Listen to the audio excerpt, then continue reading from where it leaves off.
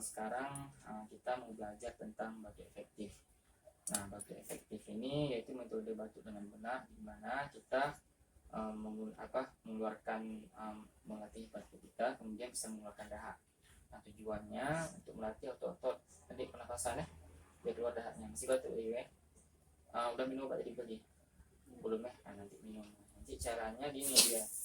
Nah, caranya kita tarik nafas 4 kali, ikuti ya bang ya. Nah, 4 kali, tarik 4 kali terus, ketiga, keempat. Nah, pas keempat ini tahan, nanti naikin bahunya ya, bisa langsung 2 kali bisa. Nah, coba praktekkan.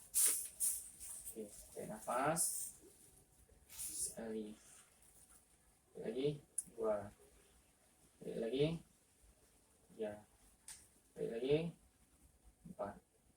Nah, tarik keempat, coba tarik. Itu tahan, batuk. Gitu. Nah, ini nanti biar keluar dahaknya. Nah, bisa nanti ya, nanti dibantu sama maminya ini ya, bisa. Nanti obatnya minum yang rutin ya.